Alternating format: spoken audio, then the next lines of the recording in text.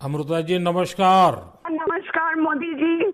आपका बहुत आभारी हूँ। आप मुझे चांस दिए हैं लोगों की सेवा करने के लिए। हम 100% कोशिश करेंगे।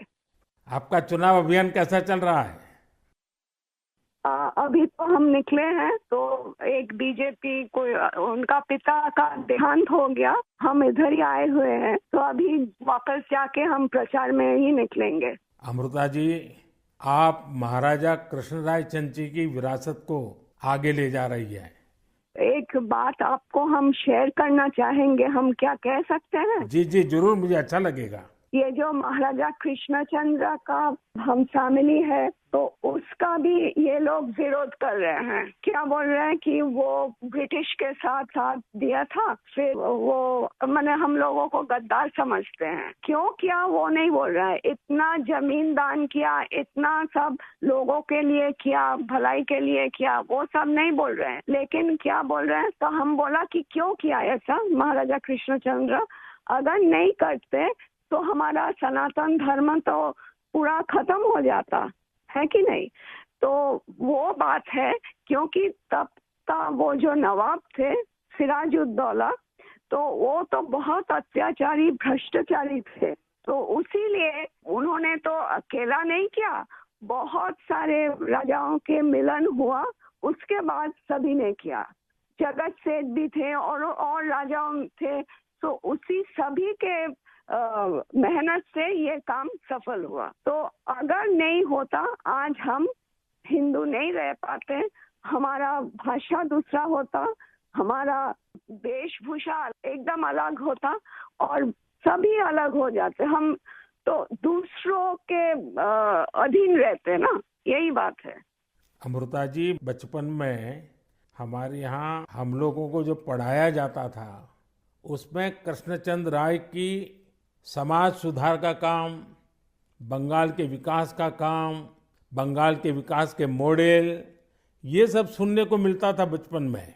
अब देखिए, ये वोट बैंक की राजनीति करने वाले लोग हैं तो बहुत ही अनाप शनाप आरोप लगाएंगे और 300 साल पहले की घटना निकालेंगे, 200 साल पहले की घटना निकालेंगे और बदनाम करने का प्रयास करेंगे।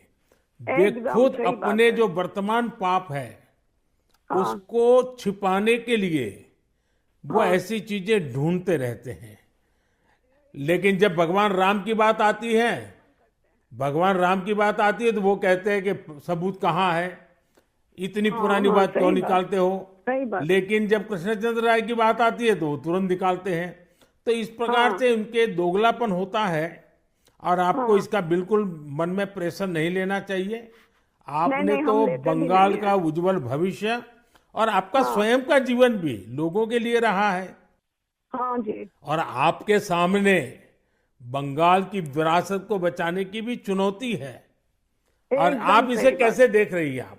हम पॉजिटिवली देख रहे हैं। हमारा लड़ाई जो है लोगों का सेवा के लिए है, करप्शन हटाने के लिए है और वंचित लोगों के उपकार में आने के लिए है। आपने देखा होगा, इन दिनों लड़ाई दो खेमों में बट गई है। एकदम। एक हमारा खेमा है जो इस देश से भ्रष्टाचार को मिटाने के लिए कदम उठा रहा है, और दूसरा हमारे सामने वाला खेमा है वो भ्रष्टाचारियों को बचाने के लिए इकट्ठे होना, एक दूसरे को बचाने के लिए लड़ाई लड़ना, आरोप करना। और जिन्होंने पहले खुद ने आरोप किए थे वो भी उनको बचाने में लग गए हैं। यानी उनके लिए देश उनकी प्राथमिकता नहीं है, सत्ता ही उनकी प्राथमिकता है। और इसलिए चुनाव में हमने भ्रष्टाचार मुक्त भारत बनाने के लिए लड़ना ही लड़ना है, क्योंकि हमारे देश के युवाओं का भविष्य उज्जवल बने, इसलिए भ्रष्टाचार से मुक्त देश होना ही चाहिए। आपको देखकर ही हम आए हैं। जी अमृता जी, मैं बहुत आपका आभारी हूँ, क्योंकि हमारी टोली को आपने जब ये बताया तो मुझे जरूर लगा कि मुझे एक बार आपसे बात करनी चाहिए। अमृता जी, बंगाल के अन्य इलाकों की तरह हाँ जी। कृष्णा नगर में भी बीजेपी को बहुत उम्मीद के नजर से देखा जाता है। अब आप वहां लोगों से मिल रही हैं, आपको भी लोगों का उत्साह उमंग फील होता होगा। बहुत जनों ने बोला उन लोगों का डीए अटक गया। बहुत जनों ने बोला स्कूल में भर्ती कराने के लिए लाखों का पैसा चाहिए। बहुत जनों ने बोला हमको कि हमको बोला था कि घर देंगे, नहीं दिया। तो क्या बोले इसको। अमृता जी, मैं आपको एक बात बताता हूँ। हाँ जी। मैं एक लीगल एडवाइस ले रहा हूँ। हाँ, प्लीज बोलिए। हमने बंगाल में ये ईडी वालों ने करीब 3,000 करोड़ रुपया इनका अटैच किया हुआ है। अब ये पैसा गरीब आदमी का पैसा है। किसी ने शिक्षक होने के लिए पैसा दिया, किसी ने क्लार्क होने के लिए पैसा दिया।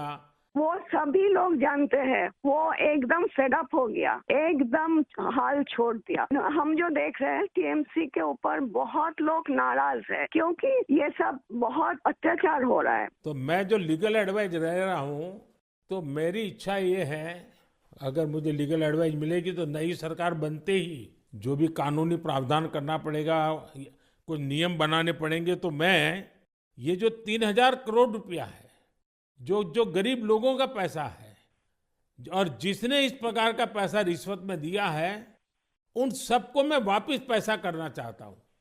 तो आप पब्लिक में जरूर बताइए कि मोदी जी से मेरी फोन पर बात हुई है और उन्होंने कहा है कि बंगाल के लोग विश्वास करें कि जो 3,000 करोड़ रुपया ईडी ने अटैच किया हुआ है, वो 3,000 करोड़ रुपया गरीबों का पैसा है बंगाल के, और वो उनको वापस देने के लिए कोई न कोई रास्ता मैं खोजूंगा। ये जरूर बताइए आप लोगों को। हम बोलेंगे।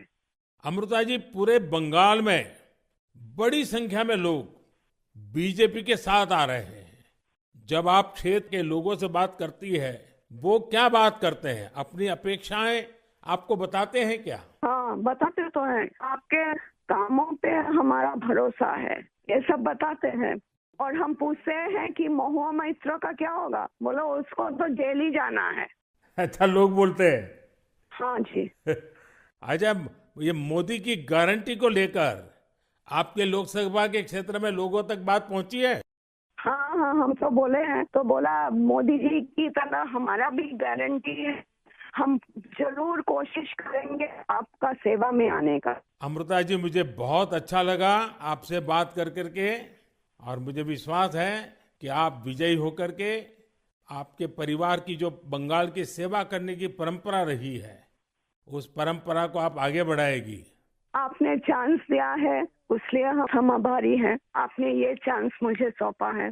बस आप जीत करके आइए, हम मिलकर के बंगाल के लोगों की बहुत सेवा करेंगे। और आप भी जीतने के बाद पहले 100 दिन में कृष्णनगर में क्या करना है, उसका पूरा काम निकाल के रखिए। मैं पूरी तरह आपके साथ खड़ा रहूंगा, और उसमें से जो भी काम भारत सरकार को करने होंगे, वो तुरंत कराने का हम प्रयास करेंगे। आपका आशीर्वाद मुझे चाहिए बस। जनता का आशीर्वाद हम सबको चाहिए। जनता का आशीर्वाद ही हमारी सबसे बड़ी ताकत है। लेकिन आप मुझे गाइड करिए, ये हमारा रिक्वेस्ट है। नहीं, बिल्कुल, हम संपर्क में रहेंगे, और मेरी आपको बहुत शुभकामनाएं हैं। बहुत बहुत धन्यवाद जी। नमस्कार।